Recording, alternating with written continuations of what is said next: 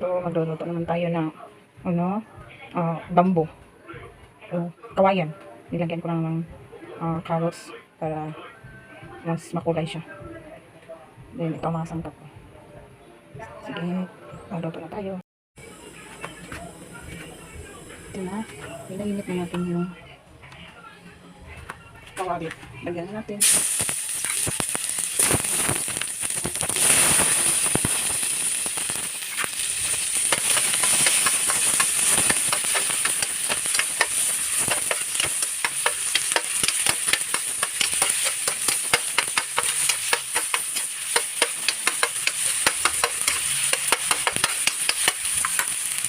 Lagyan natin ito.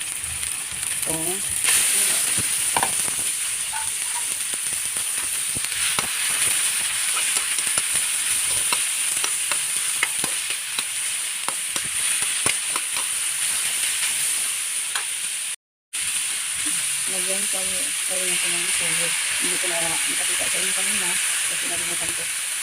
Nagtuloy pa rin.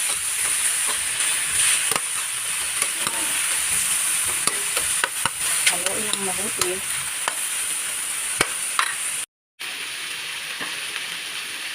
Nahalo ko na siyang mabuti at malapit na siyang maluto. Lagyan ko na siya ng ginisa flavor mix. Ito lang. Kaya itong hangkat na isda or ano lang. Puro gulay lang po. Kasi ito ko gulay lang naman.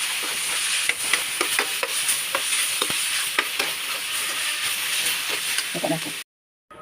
Yan, ito na ang ating adobong bamboo or kawayan.